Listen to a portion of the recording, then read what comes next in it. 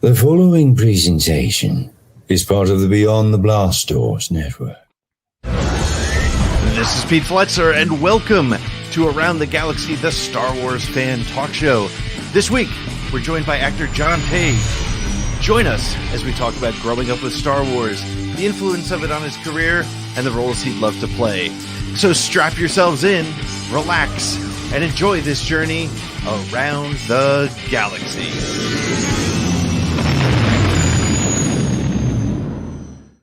Well, welcome to episode number 101 of Around the Galaxy, the Star Wars fan talk show. I am your host, Pete Fletzer. Thank you so much for hanging out with us. We are a part of the Beyond the Blast Doors network. If this is your first time checking us out, well, thank you so much for hanging with us. And if you're a return visitor, well, you know the drill. Thanks for hanging. Follow us on Twitter at ATGcast. Keep up with us and all the shows on the Beyond the Blast Doors network at beyondtheblastdoors.com. And I would be remiss if I didn't mention Patreon, because I feel like it's something you have to do. But we would love it if you wanted to join us for as little as $5 a month at patreon.com/beyondtheblastdoors. You're supporting us and all the shows on the Beyond the Blast Doors network on Monday nights. You know, we are the only network that I'm aware of that has 5 nights a week live Star Wars conversations. On Mondays, you're getting Holochronicles with Josh and Andy talking about all things Star Wars collectibles. On Tuesdays, you get this show, a different guest every week talking about Star Wars.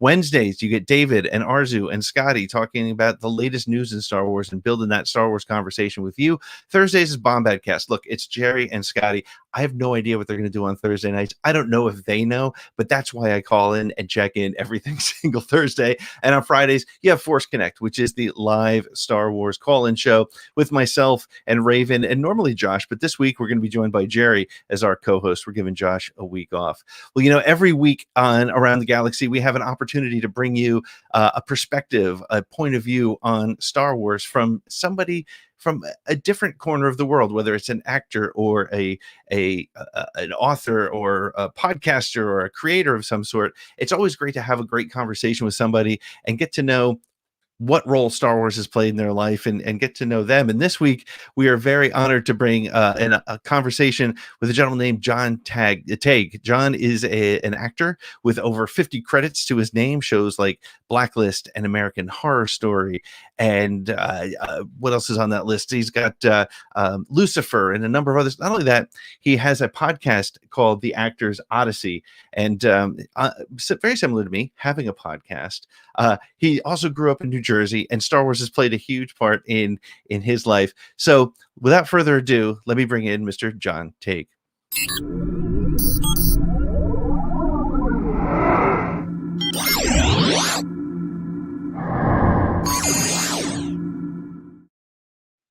John, man, thank you so much for joining us. Thank you for having me. That is high-tech stuff, man. That is wow. What an intro. Hey, you know, we want it to look nice and feel nice, but there's it's just that excitement to talk about Star Wars with somebody. How are you? How is you're out in LA, right? Yeah, I'm out in LA. It's been beautiful. The weather's been great out here. I heard you guys got some snow on the East Coast. Yeah, that picture of the walkers behind you looks like my driveway. So. But awesome. Yeah, so John, for those of you who may not know you, those of us who may not know you that well, tell us a little bit about your acting career and a little bit about yourself. Yeah, sure. Well, my name's John Tague. I'm mostly a film and television actor. I do have a little bit of a theater background too, but some of the shows that I've been on are American Horror Story and Lucifer, The Blacklist, CSI Cyber.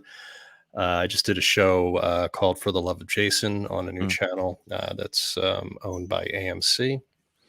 I created an award-winning web series called The Rolling Soldier that I starred in and directed and wrote and pretty much did all the post-production work on. And and I've been kicking around in the business for now over 30 years. And wow. It's been it's an uphill battle, man. And I live out in Los Angeles with my family and my dogs who probably are going to make an appearance because they go mental if a flea farts. They they can hear it a mile away. So I hope they don't interrupt us too Oh, bad. that's quite all right. Dogs are okay. We've just added one here in our home as well, so you may hear mine chiming in as well. But Cool. Well, yeah. So just sort of start with sort of how we got to know each other, because I think it's kind of it's sort of indicative of this weird sort of social media world that we live in. So a couple weeks ago, I guess it was, I was posting because there's talk of sort of live action versions of some of the animated characters in the Star Wars animated series, specifically Rebels, Thrawn and Ezra and Sabine. And I threw out there, I was like, hey, people who follow me, who do you think should play who? And somebody threw your name out, and I immediately went and I checked it out and I looked into it, and I was like, this guy should and could do it. But it's just such a funny way to talk. So you and I started talking, and then it turns out we're both from Jersey. We both play bass guitar. We probably, if we spent 20 minutes, we could probably find 2 or 3 people we actually know from New Jersey at the same time. It's a small place. But so when I mentioned the Thrawn thing, somebody said that you kind of have called it out yourself. Is that true? Are you lobbying for this role? Because you should get it, just for another reason, because we're speaking. I want you to get the role. But tell me about that. Thanks. Yeah, I saw that it was being thrown around that he might make an appearance probably in Ahsoka. And whenever I see who should be cast in those kind of roles, and I'm always interested. And I took a look at because I'm familiar with the character, and I've seen artist renderings of him, and I'm like, God, kind of looks like me. And then I saw names that kind of get thrown around a lot, and anytime I see these names, I always throw my hat in the ring. Also, whenever I see like Benedict Cumberbatch or Michael Fassbender or any of those guys, I'm always like, well, yeah, I'm like the more affordable, cheaper version of those guys. But yeah, I mean, I look at that as an opportunity. I mean, why not? Star Wars is famous for casting, people that aren't that very well known, and those guys do amazing jobs with those characters. And maybe now that they're owned by Disney, I'm sure it's a much different story. But when they were more independent with Lucasfilm on their own, I think they had that there was an area of mystery and mystique around some of these actors that people didn't know that much about, and I thought it brought a lot to those characters. So yeah, why not? Yeah, no, and I think it would be great to see somebody who isn't a Fassbender or a Cumberbatch in that role. But so interestingly, I love those guys, by the way. Of course, those guys down at all. Those guys are fantastic, but they can't be in everything. That's right. But on top of that, though, it's interesting. So you said you're familiar with it. Tell me a little bit about your introduction to Star Wars, and like I said, I think we're both around the same age, so we probably were hit with Star Wars around the same time. Tell me about some of your earlier memories of Star Wars. Well, I turned 50 this year, and I saw Star Wars in '77, and I was never really the same after that. All I did was think about it, and I had the toys. I played with the figures, out in my backyard and with my, neighborhood friends. And for me, it was a life-changing experience. I never really paid much attention to movies before that. I was kind of more into like watching, TV and cartoons at that time. And I'd never seen anything like Star Wars, and that opening shot, with the Star Destroyer and it opened my mind up to a whole new world of things where I thought, wow, this is something that people can do, that's being created now, and I kind of obsessed about it for a really, really long time.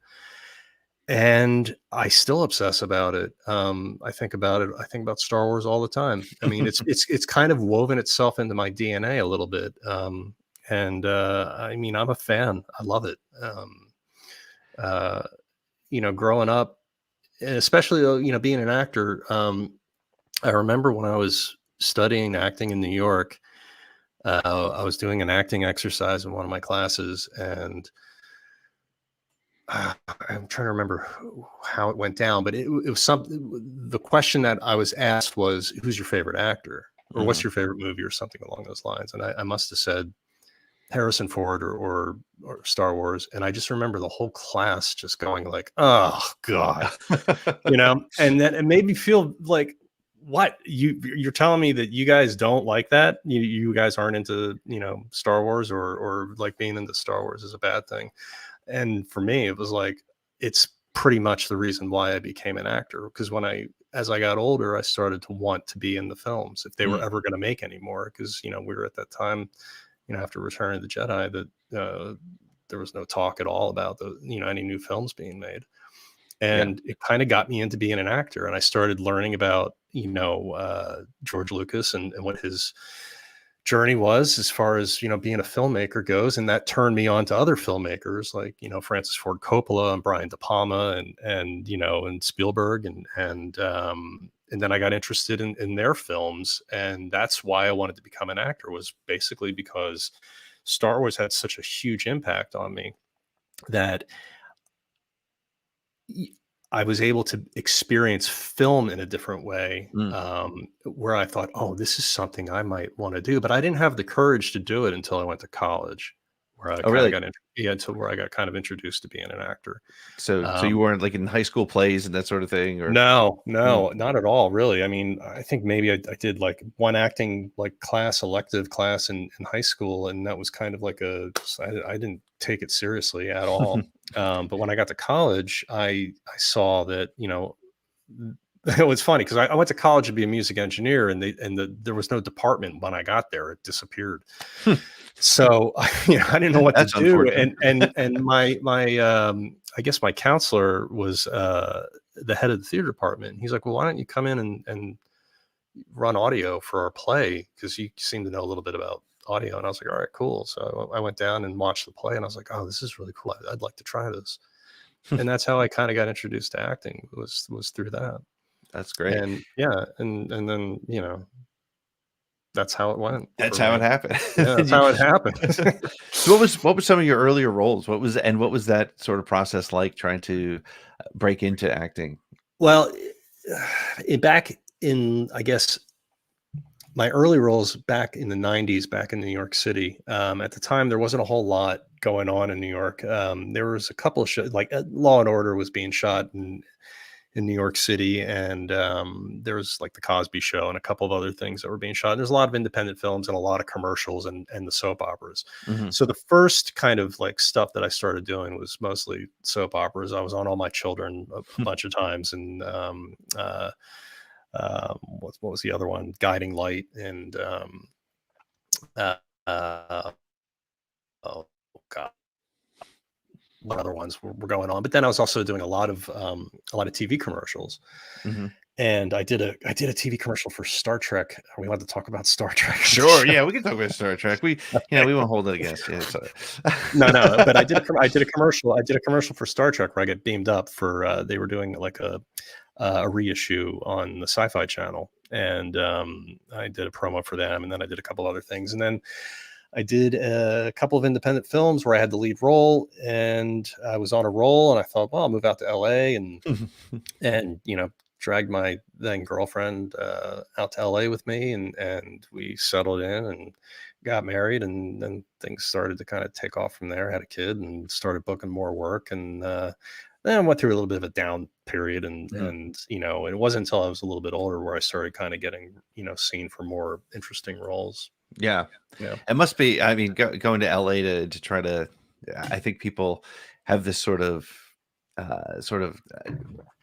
fantasy story of the way it works, and it truly is. It's got to be a challenge to find the right thing, and it's interesting that you said that you got a little more mature and you ended up getting more interesting roles. I think that's I love hearing those stories of the actors who've been sort of doing it for a while, and then that big one break. Like perhaps if Thrawn would hit for you, that would be fantastic. That would be something like that. That's a life changer. I mean, right.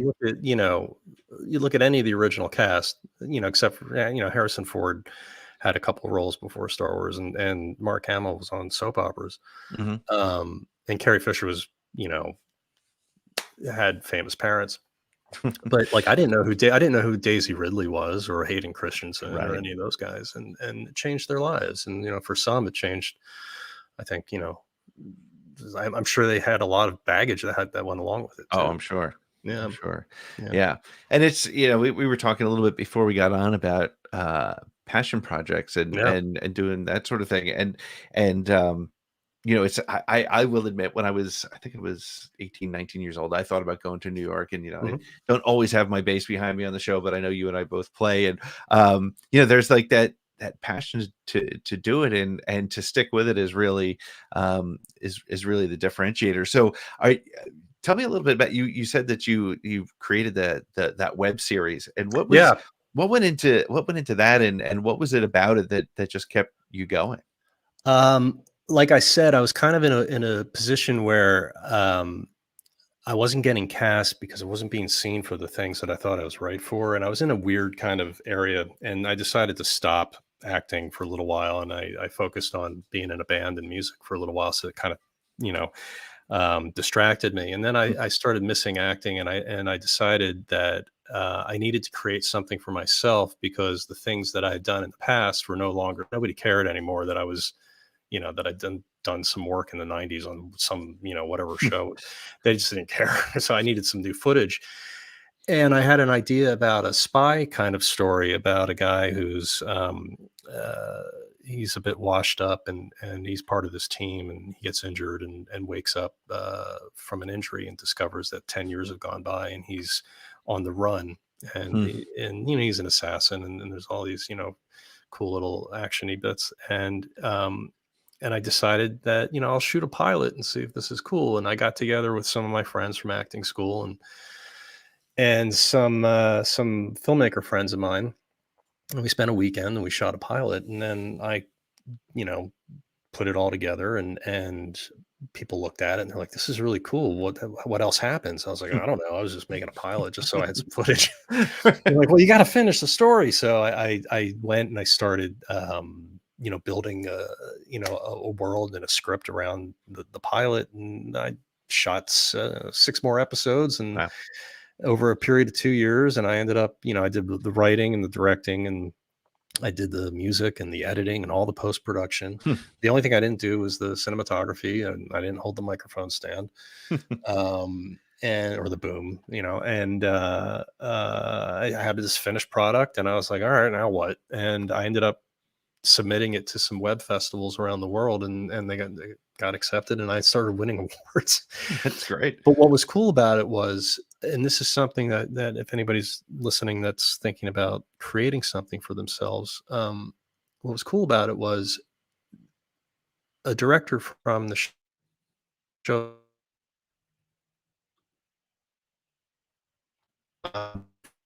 and that was kind of a little bit of a life changer for me, because then it opened up other doors, and then people started saying, oh, this guy does this genre.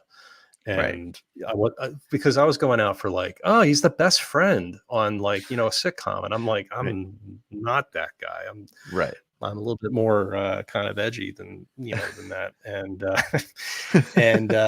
so it changed, my little project, The Rolling Soldier, changed my life. And, if anybody would like to see it, you can check it out on YouTube. It's just type in The Rolling Soldier, and it should be the first thing that comes up.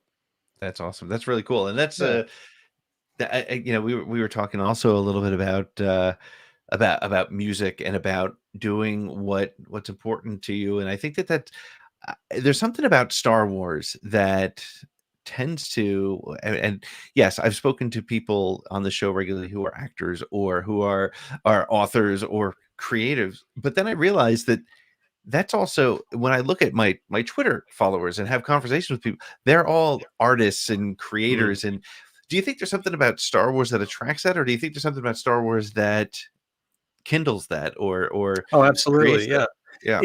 It's so mind-blowing that it expands, it expanded my mind, and I was able to take my love for that creative thing that Lucas created, and kind of be like, all right, I can do something of my own. And I started started in, rock and roll bands, and like I was in I was in a Grateful Dead cover band, and Grateful Dead is a lot of improvisation and pushing the envelope and really trying to, go to strange places, and you go to strange places with Star Wars. It kind of gives you permission to get weird with things and to try experimental things and to try new and interesting things. It's such a huge world of creativity that's involved in making those films, and it just bleeds into everyday life for lots of people. And I think there they go. Sorry there. Hey. So it might take a little while for them to calm down. That's quite all right. So sorry about that, folks. That's Lila and Smitty. They're my animals. What I lost my train of thought now. But anyway, creativity, big world. Yeah. Right. I mean, Star Wars is nothing but creativity, like in action. And if it inspired me to be a creative person, and I guarantee that like most actors that are probably in my age range can probably point to Star Wars and say, that had a huge influence on me. And musicians too, and artists and other filmmakers. I'm absolutely convinced that it's been probably one of the strongest things culturally, in the last 100 years. Now, you mentioned early on that when you'd go and you would mention Star Wars as an inspiration, several years ago when you first started versus today. Do you think it's changed? Do you think there's a different sort of respect for Star Wars, or is it still kind of quote unquote below the serious thespian? For me, it's always, I love it. So, but I guess, culture or like, I think with the Mandalorian right now, I think people are like, oh yeah, this is great. This is fantastic. But a couple of years ago, I think they would have been, because of some of the reaction to the prequels, I think that, that might not have been the case, but I think there's still a lot of respect for Star Wars. Absolutely, yeah, for sure. Yeah. You mentioned the prequels and the sequels and so as a Star Wars fan growing up, what was Did I say prequel? I meant sequels, I think. No, well, either way, there's okay, you're right. Well, the sequels, but it's an interesting sort of thing because you have these sort of 3 different segments of Star Wars, if you will. But you don't sweat it. But you lived through the prequels, and you're in this now current time. First of all, I always am amazed that we are living in a world where 40 years ago, if you told me that my kids would be into Star Wars, I wouldn't have believed it, and just so much that we have. But how did you respond to the prequels? I always find that that's an interesting perspective on a fan. It's not a judgment, but it's interesting. How did you, in any way, how did you respond to the prequels? I enjoyed what you wanted. It's interesting because we're seeing where they want. Yeah, go ahead. I don't know if it was what I wanted, right? But but I enjoyed them. And I remember, because it was right around that time that I was, in acting classes in New York, and I remember I got ragged on pretty badly because a lot of the other actors in my class didn't like them. Right. But I thought it was interesting that we were seeing what George Lucas wanted to tell us again. Yeah. So for me, I was down. I was like, cool. All right. Now we're going to get some backstory on a lot of this stuff and kind of understand, the more of the world that he wasn't able to produce at the time. And also, like, technology changed so much, and he was, pushing the boundary with all these new cameras and all this new stuff. And so, he was excited about, I think, making those films too. Yeah. I like them. I thought, there's elements about them that can be a little wonky. I mean, like the idea of Star Wars being a kids film, but the first episode is this big Senate thing. It was like, Yeah, right. Right. it's like, Well, kids love Senate kids love conversations. Senate conversation. I mean, of course, who My doesn't son love- watches C-SPAN all day long. right? But I thought it was cool because it was different. Yeah. And he was trying to bring in I don't know if he was trying to push any politics on anybody, but I think he was definitely just saying this is this world has politics too. Yeah. And I thought that was kind of cool. And I like the characters, and I you see, I'm a huge Ewan McGregor fan, so I was down 100% for it, with him and playing Obi-Wan, and I really like the relationship that Obi-Wan and Qui-Gon Jinn had, and I was sad to see Qui-Gon go. And I loved Liam Neeson; he's a fantastic actor. Yeah. The dialogue's a little wooden, but then I heard recently though that the reason why the dialogue seemed a little bit wooden was because Lucas wanted it to kind of reflect like those classic films from like the 30s. With that kind of like like the exchanges and just like the tempo of the dialogue, which I thought I was like, oh well, maybe that's true. Hopefully it is true, or it's just some kind of thing you just thought of. I don't know. Yeah. But I thought that was interesting. But I liked the prequels, and I thought Revenge of the Sith was fantastic. I mean, I thought they did a great job with that film, and I was really pleased to see that Hayden Christensen was going to come back for some stuff. I can't wait. I'm so excited to see what they do with Obi-Wan. It's going to be weird. It's going to be weird how they're going to do it.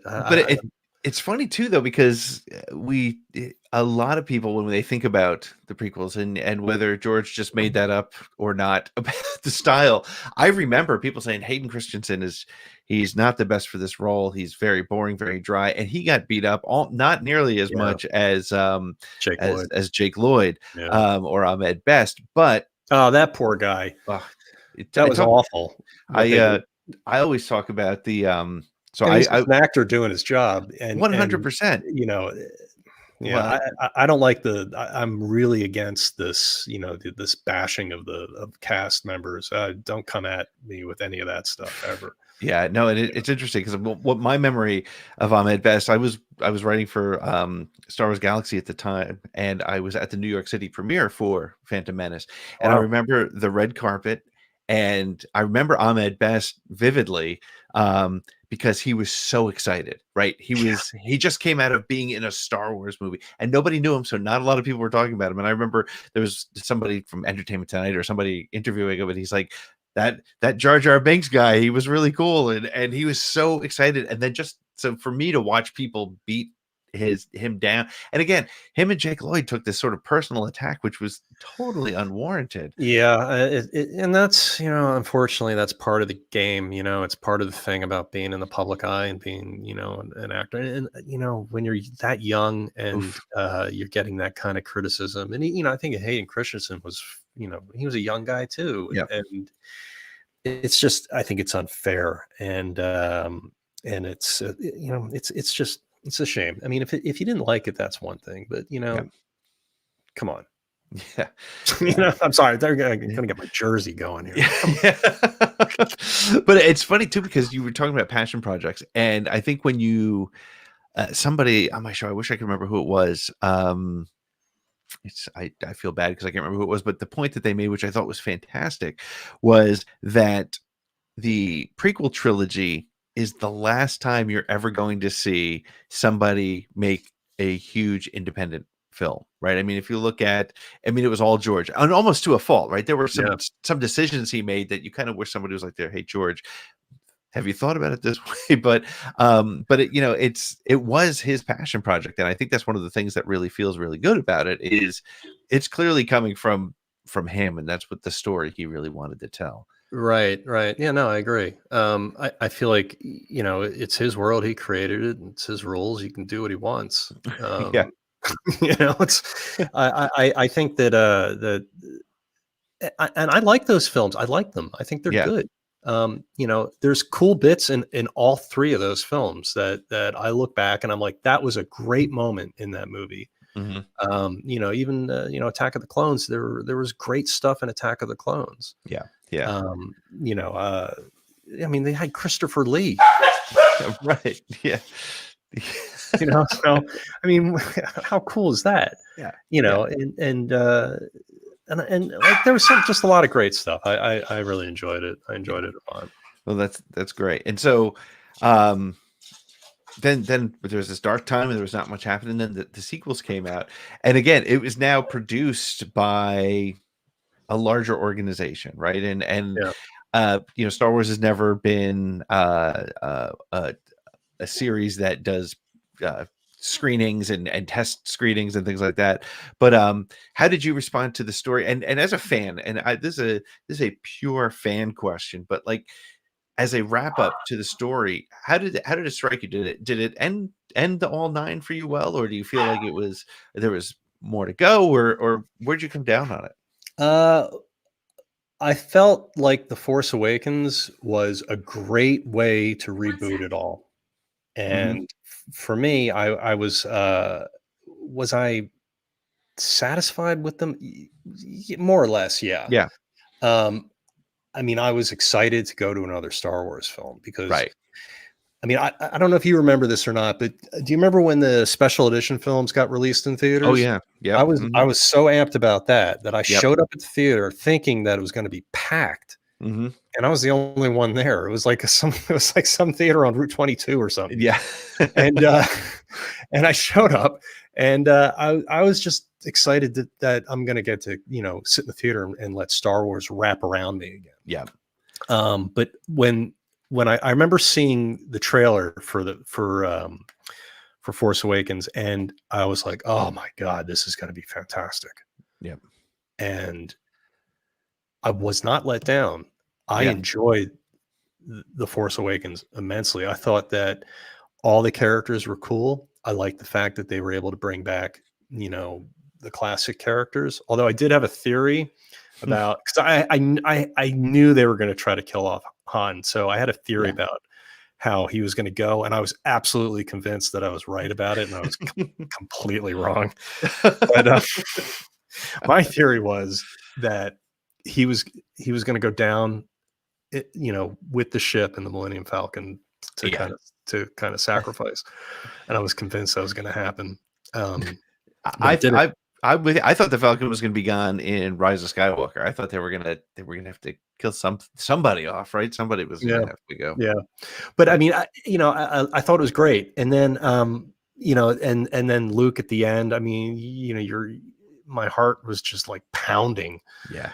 And it hit so many buttons. There were so many great things and the characters were likable. You know, they were likable. They were still early on, and couldn't quite, you know, gravitate towards like, well, you know, do they have the same kind of juice as you know, the main cast from the other films?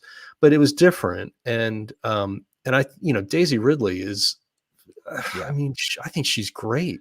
Yeah, I agree 100%. I mean, the stuff that she was able to do in all three of those films was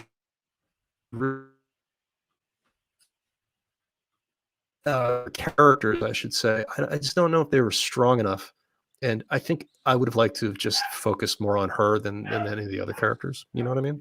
Yeah, yeah. And I didn't mean to throw this into a what's your critique of the films, but it's interesting because I like the films. Yeah, no, and I think you're right. I think they got some. I think Daisy Ridley's performance is completely underappreciated. I think she's able. She, you know, I'd love your opinion as an actor, but she just like she can make a face that change that you know exactly what she's feeling, and she absolutely she can. Well, the camera loves her. The camera loves her, Mm-hmm. and she has she has a great emotional range, and she really displayed it in that role. She went whole hog. She was all in, and it shows. Yeah, you know, it shows. I mean, she was really caring about what she was doing and wanted to do the best job that she could do, and I think that it really paid off. I thought she was fantastic, And I was so excited. I was able to bring my daughter to see it. And, having a hero, a female hero for her in a big blockbuster film was huge. And, for her, it meant the world. And I thought that's great.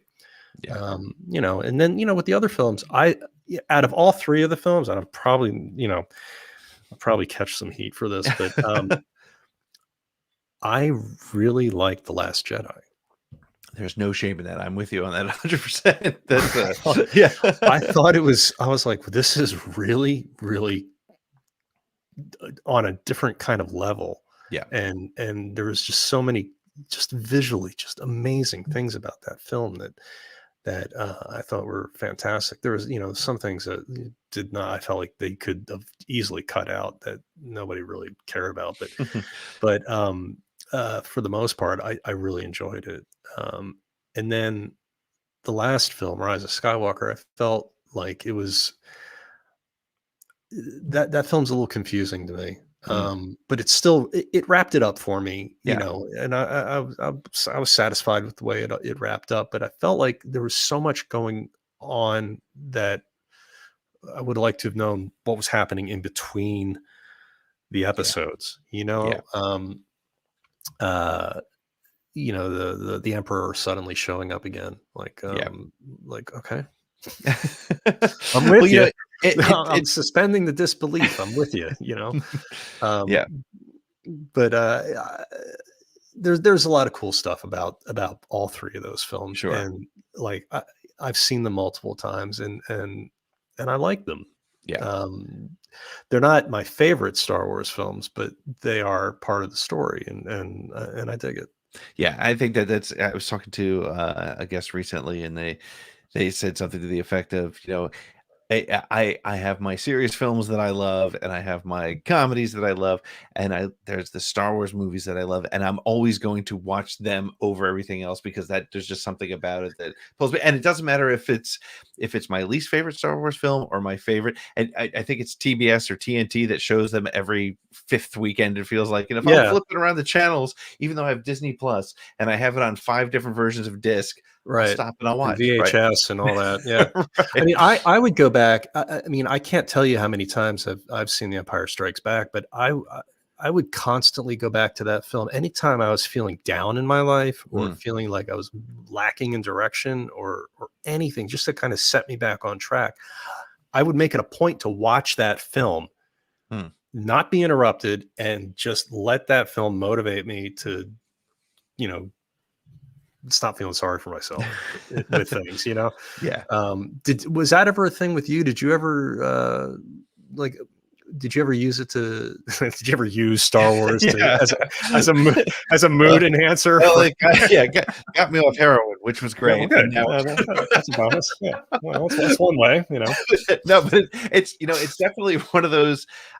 Star Wars is definitely something that I can go to when it's funny. It's because I'm so into the Star Wars community. I'm a little bit over nerdy in that I overanalyze everything that comes through. I watch the trailers. I'm like, that's definitely going to be that, and it's not. And so let me stop you. Are you able to enjoy the films? Are you able? Yes. Or are you constantly like looking at things? No, I'm 100% able to enjoy them. And I think honestly, one of the things that's helped me out is coming back and watching them now with my children. I have an 8-year-old and an 11-year-old, and so to watch, Clone Wars, for example. Yeah, Clone Wars is. Yeah. I didn't watch it when it first hit. I was behind. I don't know if it's because it was on Cartoon Network or wherever. I just wasn't into it. But my son, he's 8. Like his Star Wars, I've said it before, his Star Wars is Clone Wars. Like the characters he loves are Rex and Fives and those characters. Those are his guys. Yeah. So that's really interesting. It's so interesting. And I love that Disney has opened up all these different doors, right? You were mentioning your daughter before Force Awakens came out. My daughter, she was at that princess age. She was 6 years old or whatever. And before she even saw the movie, she ran up to her room and she created her own Rey costume. She grabbed a stick from outside and like she was going to be Rey. And so I watch it with them. And then, yes, I can use Star Wars to just sort of switch off. But to your point, it is. I don't watch it as much as I think I would, or people might think I do, because I spend so much time talking about it and I see. writing Yeah. about it. It's Yeah. interesting. I'll watch like Mandalorian, which I think is fantastic. I probably don't rewatch the episode. You know, I hear people on my show or people on Twitter that I have conversation with. They're like, "Oh, I've watched the series 5 times now," and that's super cool. Yeah. But I've probably watched each episode twice, maybe 3 times. Yeah. But not like I haven't gone back and totally. Well, I'm taken it recycling. in. I'm going back to recycle the Mandalorian, Yeah. because I'm ready to watch it all again in Yeah. in one sitting. Or not one sitting, but like get on a program to watch. I'm trying to get on my program. But let me ask you this now: were you able to? One of the things I kind of prided myself on when I was introducing her to Star Wars was she had no idea about the Luke and Vader father son thing, and so when we were watching The Empire Strikes Back, I made a point of tearing my eyes away from the screen to watch her reaction to that scene. Yeah. And because she didn't know, she sorry, I'm getting like emotional about it. No, but none of her friends at school had said anything about it. And watching her, it was something else, man. Yeah. Seeing and like the look on her face and just like the investment that she was making when she was watching, it was just fantastic. And that to me, then I knew I was like, that's my kid who's a Star Wars fan. Yeah.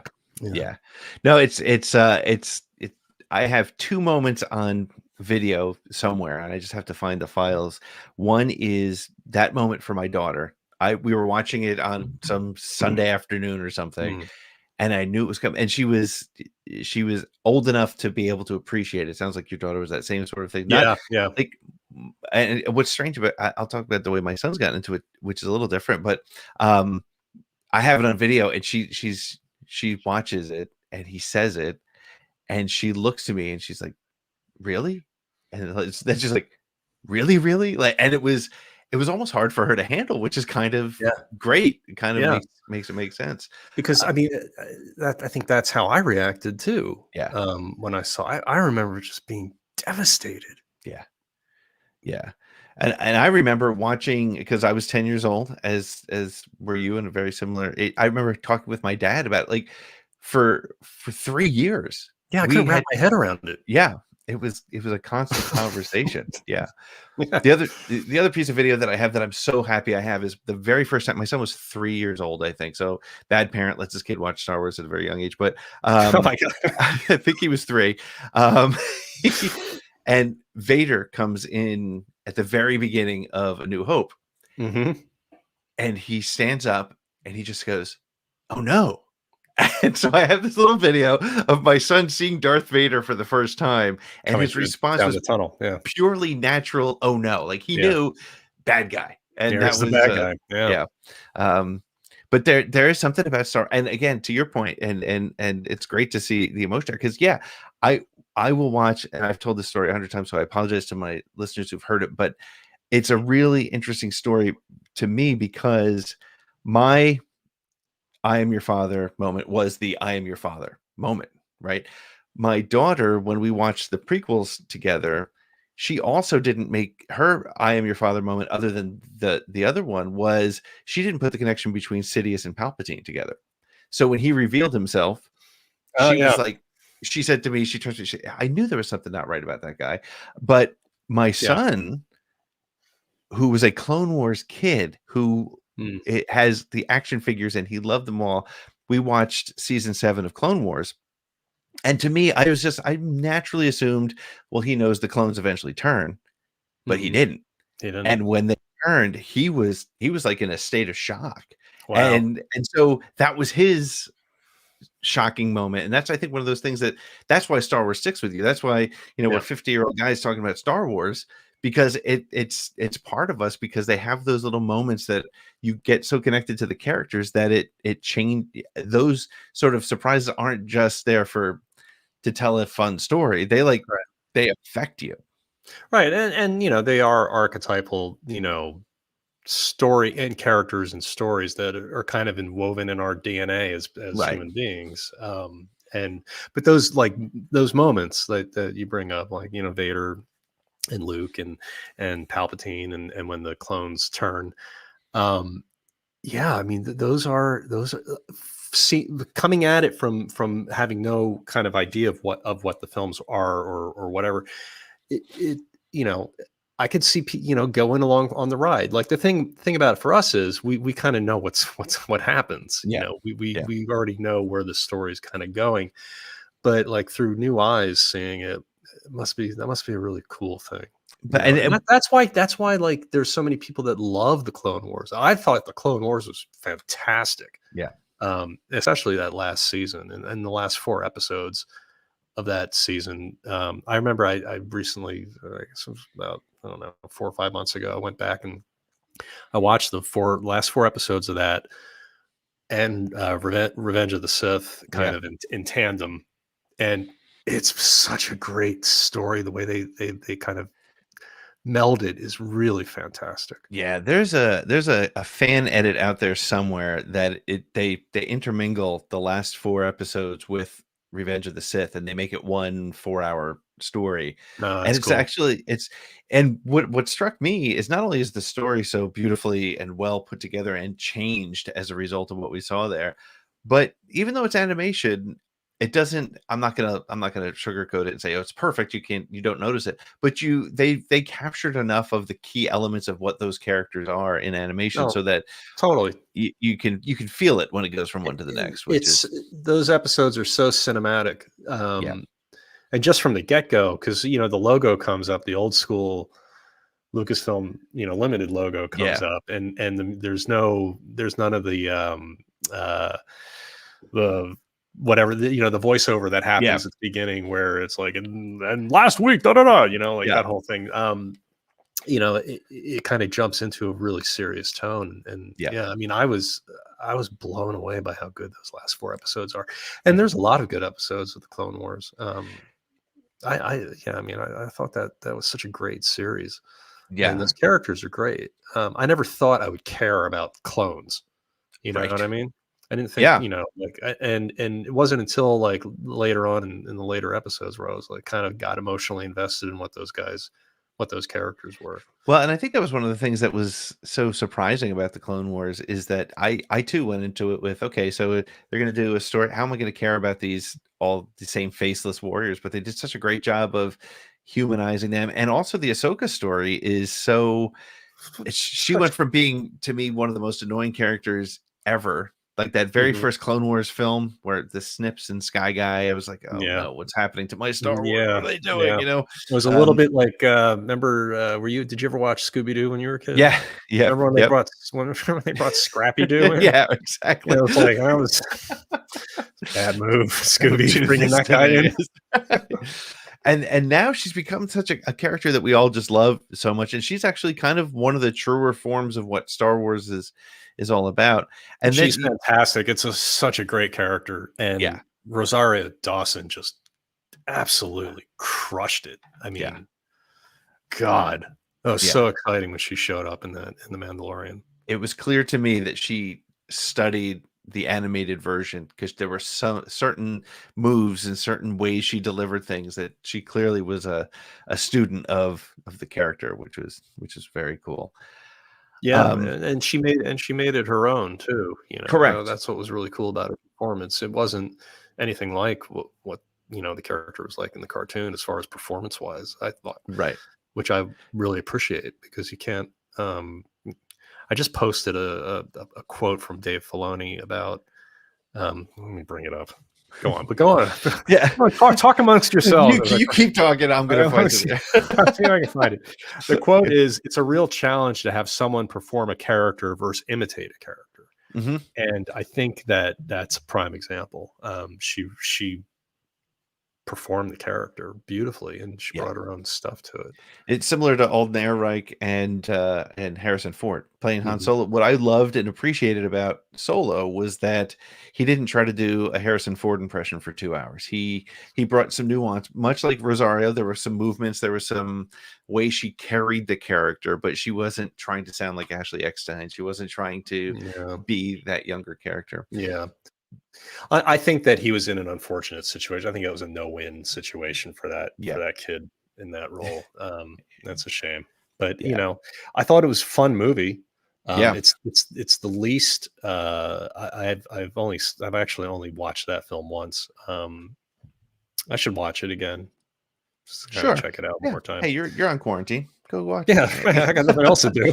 Disney Plus. Right. Yeah, why not? It's practically free, John. Why aren't you watching? I know. All right. But no, but you're right. It was a difficult. But we were talking about. I wanted to get back to.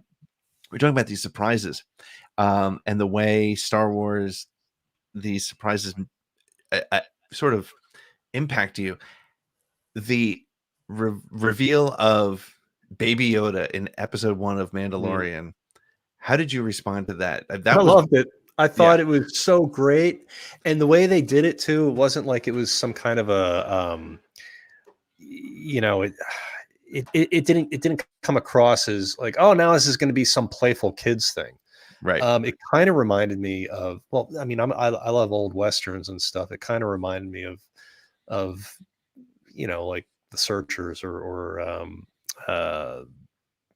Shane, like that kind of thing. Like, oh, this is going to be interesting because now we've got this younger character involved, and let's see, what that relationship's going to be like. I thought that was, really cool, and I'm excited to see where that goes. I thought that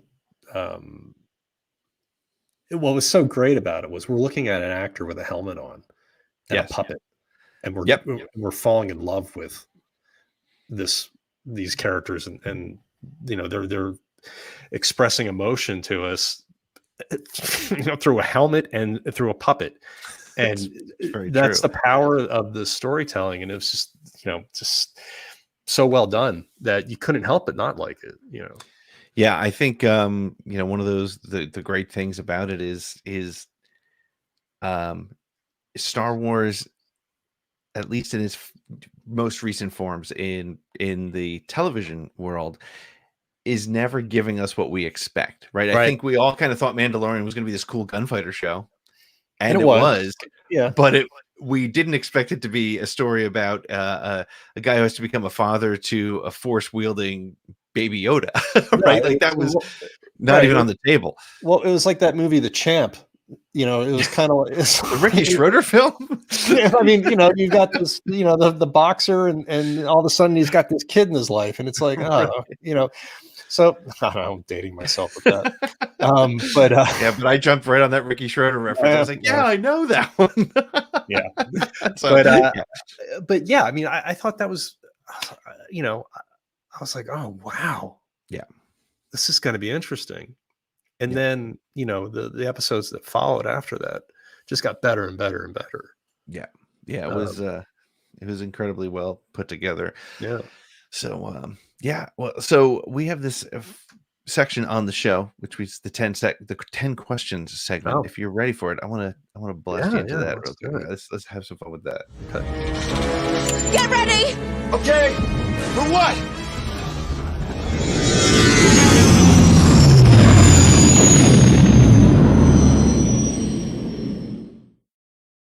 That's the same over-the-top studio that brought you the opening droid in this. So, that's amazing. So as I love say, thank you.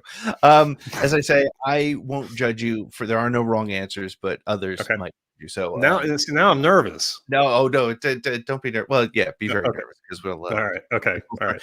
This will forever change your chances and opportunities to work in the Star Wars universe. So, oh God, no pressure. No, it's not trivia. You're fine. So let's just start with what's your favorite Star Wars movie, TV show, or book?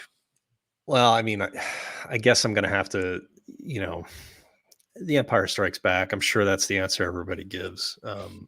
Well, at least, I don't know, but I mean, that's mine. It's a fairly common answer, but that's yeah, okay. It's probably for a reason, right? Absolutely. I mean, that movie, every time I watch it, still feels brand new to me. So, and I've seen it more times than I can count. There's just so many iconic moments in that film, and the way that they were able to extend the story, incredible. So yeah, I mean that's my favorite Star Wars film. Yeah. That and probably the original, the first one, The New Hope. And then Rogue One, I really like that. I thought Rogue One was really good. Yeah. But as far as books go, when I was a kid, I read the Han Solo Adventures, I think it's called. Yeah, the Brian Daly. There was another really weird book that I remember reading when I was a kid. Splinter of the Mind's Eye. Yep. Yeah. I remember that being, interesting. I don't remember anything about it though. But I just got this book. A friend of mine gave me a book for Christmas. The Jedi Path. I don't know if you've heard of this book. Oh yeah. Yep. It's cute, and it's got neat little kind of self-helpy kind of things going on in it. And I kind of dig it. That's cool. Hey, right. The Jedi Path is when followed right is not a bad place to go, I think. Probably. Yeah. But as far as TV shows, the Mandalorian is just on a different level, and cartoons. I really do like Clone Wars a lot. I've watched Rebels. It didn't have the same. I don't know. I didn't have the same kind of passion for Rebels as I did Clone Wars, but I did like it. There was things about it. It got better for me towards the last season. I really started kind of connecting more with it. And it went to some pretty interesting places that I was like, oh wow, that's really interesting. Like the whole thing with the wolves and the what's the big force creature? What's that guy's name? Oh, the Bendu. The big see like that. Yeah. So I was like, that's really kind of out there and kind of and really cool. So but I don't know, maybe that's one's got to grow on me a little bit, I think. Yeah. No, it's interesting. I've gone back and forth on which one I prefer, but and again, there's no wrong answers. And what's great is, again, it's a different doorway to get into Star Wars for somebody, right? I mean, totally. Yeah, absolutely. So and I like the fact that it's like, it's in kind of the Rogue One kind of world, and I like that. I think that's cool that it's like pre-New Hope kind of. Yep. Yeah, it's very, very interesting show and interesting characters, and again, it's one of those situations where it wasn't what we expected. Like for me, I thought Rebels was going to be just the story of this group of rebels, but it's a Force story, it's a Jedi story. There's a lot going on. So that's great. All right, second question is, what Star Wars planet would you most like to visit? I'd most like to visit.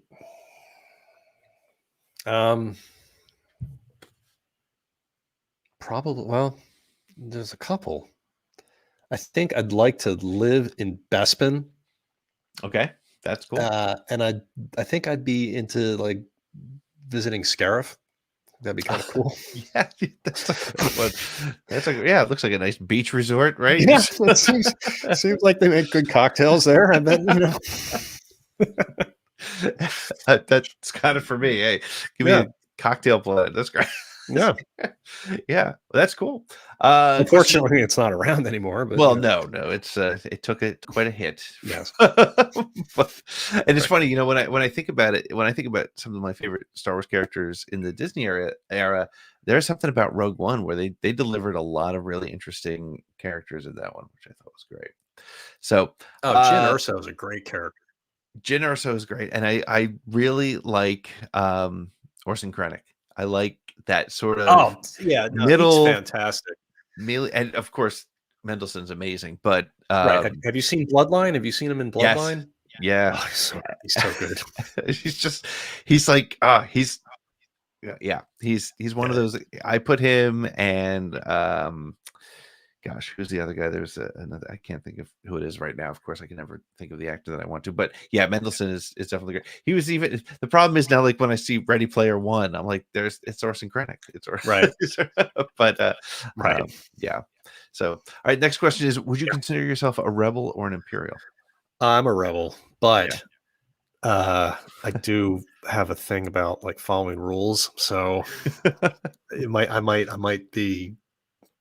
Oh God, I think in my heart I'm a rebel. You want to be a rebel? I wanted, yeah. But I was always afraid to break the rules growing up. So but I've actually kind of started to kind of break away from that phobia. So. That's pretty good. Yeah. Next one is, hey, what is your favorite Star Wars sound effect? Oh God, there's so many. Well, I think my favorite is Vader's glove in Empire Strikes Back. His glove. The join me. He clenches his glove, and you can hear the leather in the glove. Like, that always sticks out to me. I love that sound. I think that's an amazing sound. But as far as the other sounds go, I thought that the sonic depth charge thing that Jango Fett has was really cool. God, I like a lot of the creature sounds, like the Jawa sounds I think are really fun.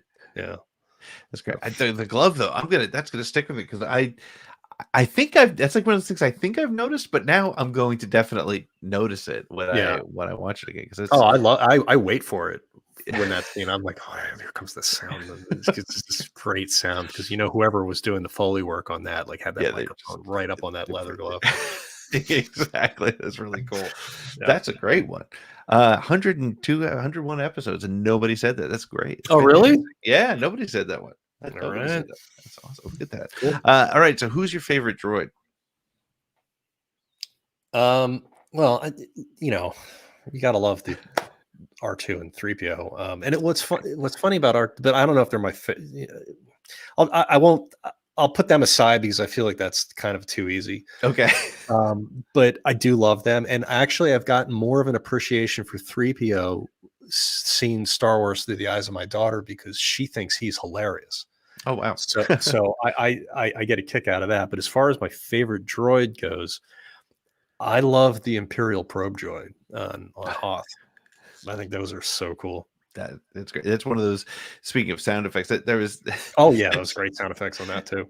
It's so funny. There's like these things you think about when you were a kid, and for whatever reason, me and my best friend, I've known him since third grade, I guess it is, and like we would do impressions of the probe droid for some reason. Oh really? Just okay, go on. Let's hear it. Come on. I don't know that I could do it in public, but it's sort of like that sort of. Right, that was pretty good. That was awesome. Yeah. But that's the probe droid is pretty wild, and seeing them come back in Solo. See if you go and you watch it again, you're gonna notice. Yeah, and also at the end of Clone Wars. Yeah. Yes. To see that one. I was so stoked. I was like, oh, sweet. And then I was like, what's going on? Is that because then I didn't realize that they were jumping ahead. Yeah. It took me a minute to kind of figure out what was going on there. But yeah, no, it's a great droid, and your imitation of the sound is fantastic. I'll make that my ringtone. The ringtone. Yeah. I would love that for a ringtone. I wonder if that's available. Probably not. It's got to. Well, somebody can hack it. We'll make it happen. Make it happen. Internet, make that happen. Yeah, where's that internet? It's got to be there somewhere. Okay, so if you could own any starship or vehicle from Star Wars, which would it be? And after 101 episodes, I'm taking the Falcon off the table because everybody says the Falcon. So you're the first one to have to deal with the fact that the Falcon is not a choice. You cut out on me there. What do you say? Oh, no Falcon. Yeah, anyone but the Falcon. Oh, good. Okay, that makes it. Yeah.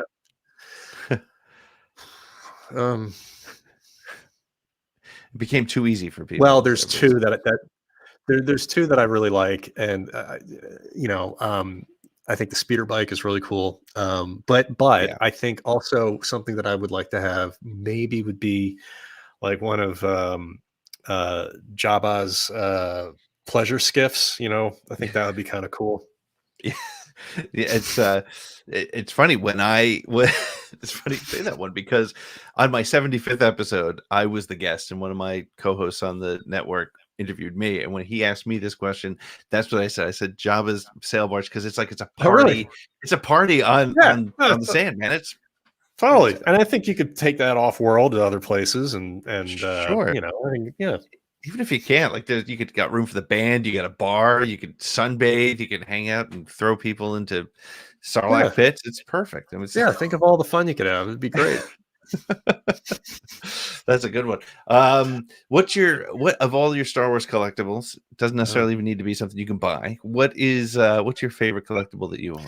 Well, I don't have any with me in Los Angeles. They're all, like, my mom held on to all of them, so they're still at my mom's house in Jersey. I'll go pick them up for you, and and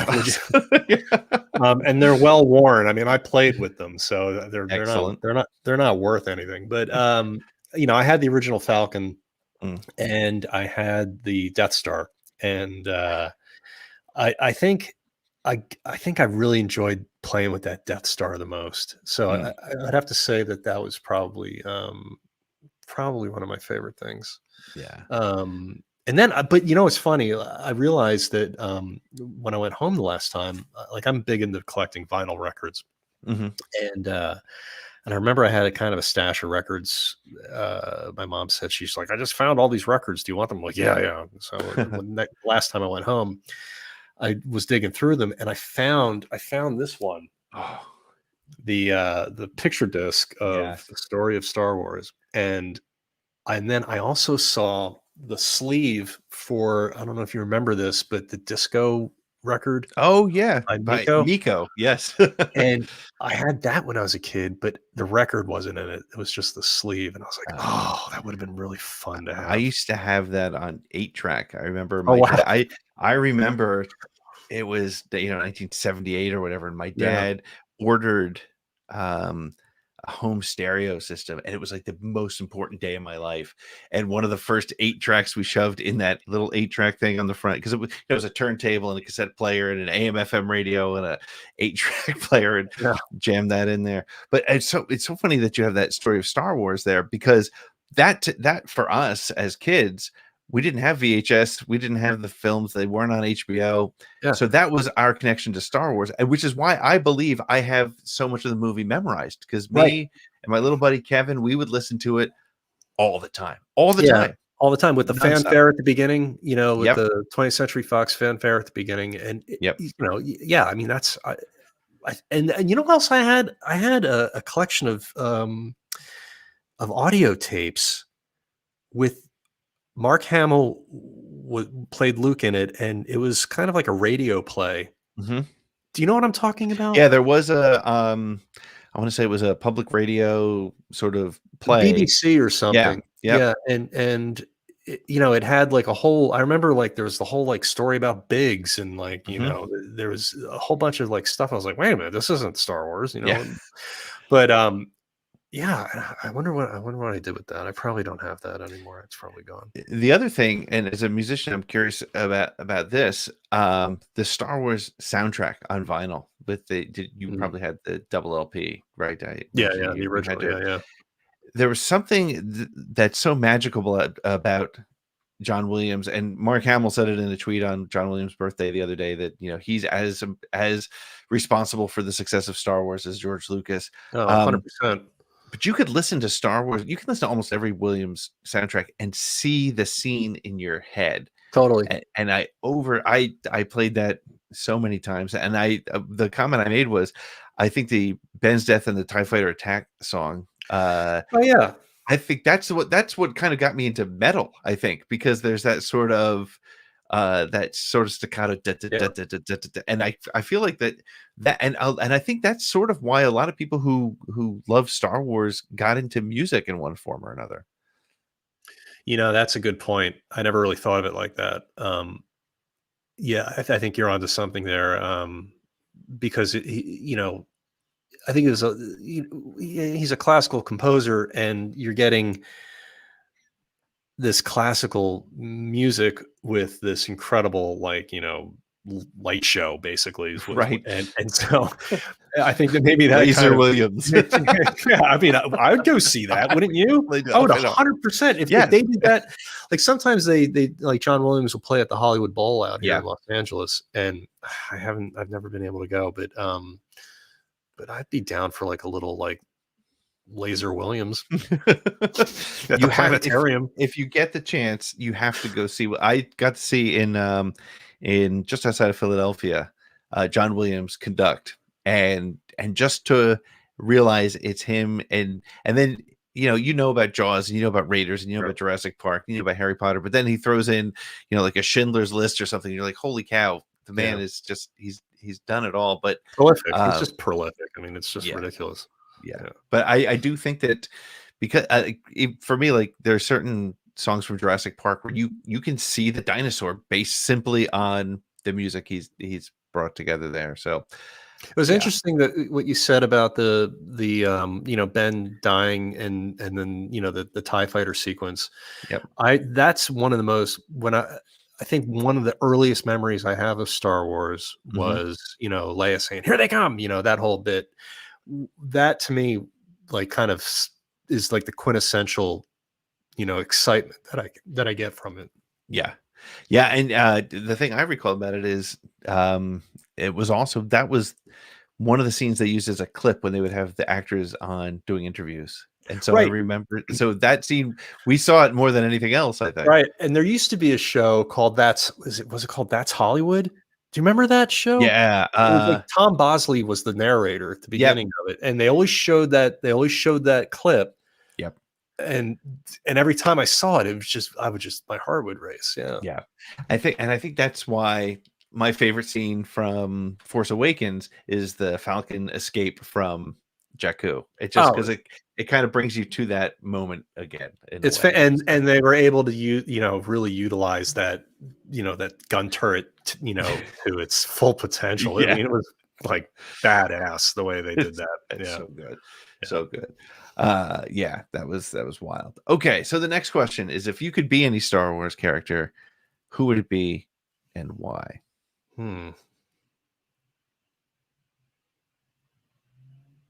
I don't want to state the obvious, so I'll try to pick somebody else.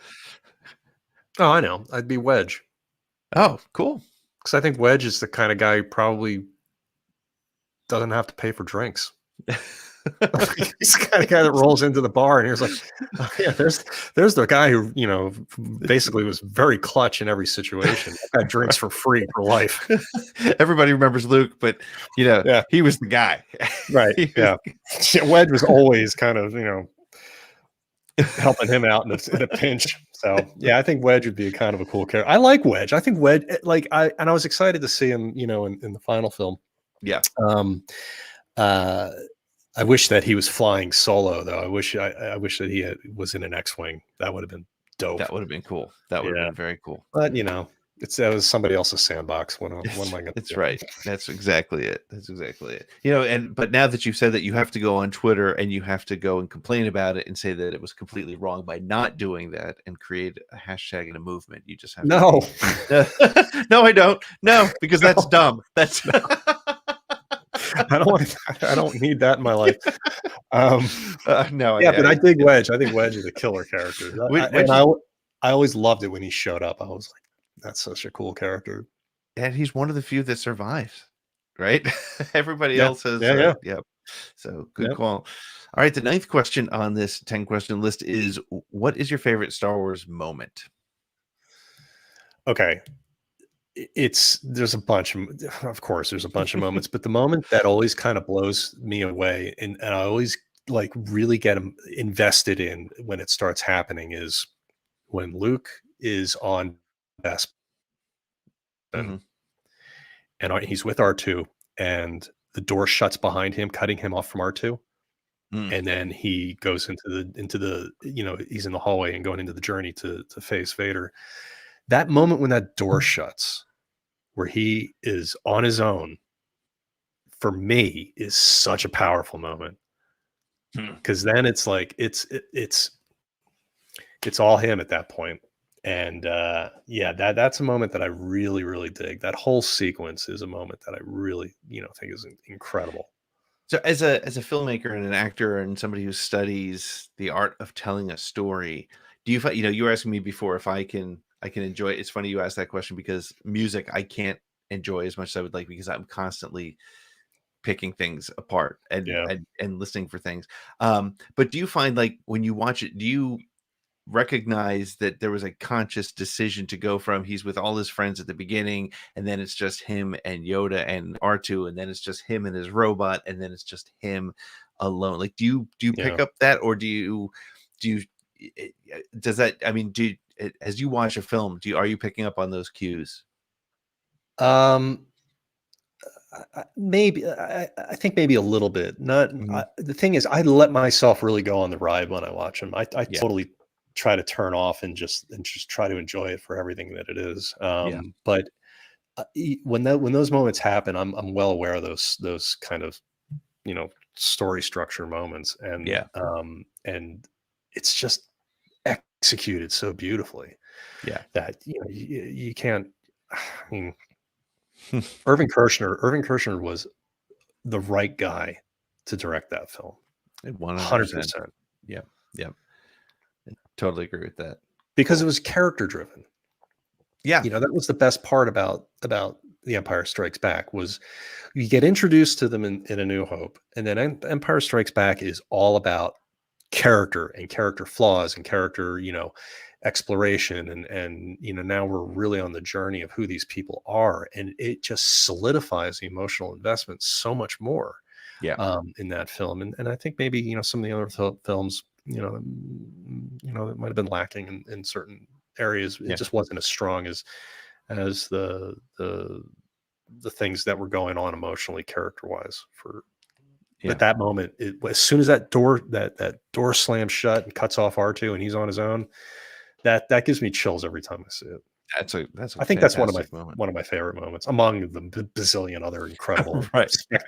All the spectacle moments are absolutely astounding, but that Sure. I like the thing about Star Wars for me that I love the most is the relationships.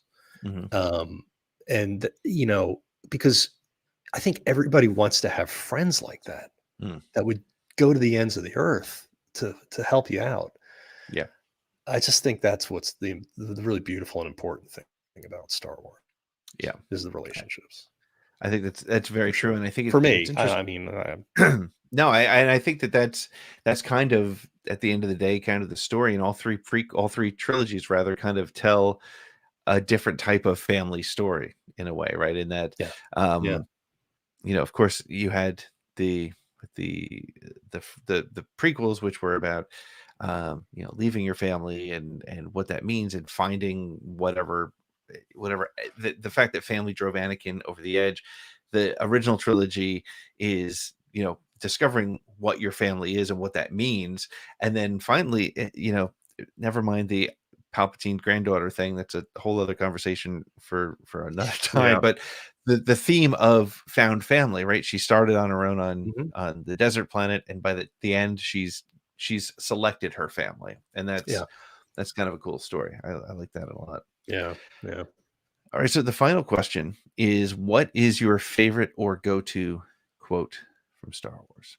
Favorite? Well,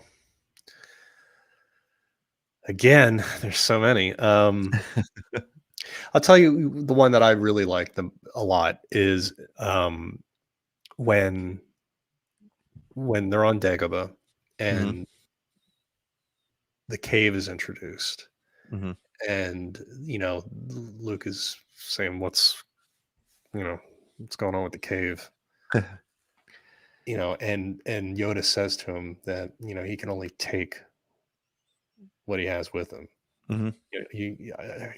What's the line? I'm like It's blanking on the line now. It's like only what you. What is it? It's Oh, only man, what you we're gonna take get with you. I crucified think for that. what's in there. Yeah, only what you take with you. Right, exactly. Yeah. Yep. Only what you take with you. That's, I think, an incredible line. I think it's deep on so many levels that it's such a metaphysical thing to say to someone, and I think it's just an amazing thing. But like, I guess like the most used line that I use is when I'm on a chat or on a phone or whatever, I'll say, Red 5 standing by, or something like that. That's and that it's funny. This question has evolved from what's your favorite Star Wars quote to, and the go-to in there exactly because of that. And I've told the story a million times, but for whatever reason, for some reason in my life, I say what I really need is a droid that understands the binary language of voice rappers. There's no reason to say that, but I do say it on occasion. Or me and my best friend doing probe droid impressions. But there's quotes that just stick with Red 5 standing by. It's just these quotes. Everybody's got their line that they go to, which is pretty funny. So or it's a trap. It's a trap. Yeah. I think all of us who are married have used that more than once. Yes, maybe. Maybe. Yeah. Into the cave you go. Yeah. Right.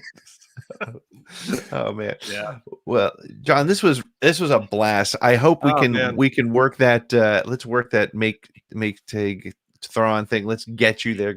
Hey, that would be awesome. Worst case, you're in LA. Go get a spot on the Obi-Wan show. Do something. I would love to see what a Star I'll be Wars his stand-in.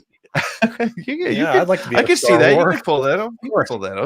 Right. Yeah. But so tell people where they can follow you on. Where can people follow you online and keep up with you? Oh, yeah, sure. The best places to follow me are on Twitter and Instagram, and my handle is at John J Tague, at JOHNJTAGUE. I'd love to connect with other Star Wars fans, and so yeah, please go ahead and hit me up on either one of those platforms, and I'd love to hear from you guys. And if you like this conversation, make sure to check out the Actors Odyssey, which is your podcast, which is a lot of fun too, and just really good stuff. And we'll have to have you on again because we have to get into bass guitars and being in a band in New Jersey in the 80s and 90s. I'd love that. Yeah. This was a lot of fun. I can't tell you, man, I was looking so forward to this. It's been the whole pandemic thing has been such a drag, and to have a nice little moment of levity to talk about the things that the thing that I love dearly. It's really nice to be able to come on here and talk to you. Great. Well, I'm glad it worked out. I'm glad we connected, and I hope we stay in touch. This was great. Yeah, absolutely. Yeah, and thank you, everyone. Thanks for tuning in. Awesome. Well, that wraps it up for this episode of Around the Galaxy. Thanks to our guests, and thank you for hanging out. If you had fun, please like, subscribe, and share. If you really liked it, please feel free to head on over to our Patreon page at patreon.com/BeyondTheBlastDoors. You can also find that link on BeyondTheBlastDoors.com, where you can keep up with this show and all the shows on the Beyond the Blast Doors network, as well as find a link to our merch store. And if you use the code ATGcast, you'll get 10% off your order. So until next time, this has been Pete Fletzer, and we'll see you for our next trip around the galaxy. Around the Galaxy is copyright 2021 Pete and Seat Studios. Our music is brought to us by the band Silver Colored Knob, whose music can be found on Apple iTunes, Spotify, or wherever you find music.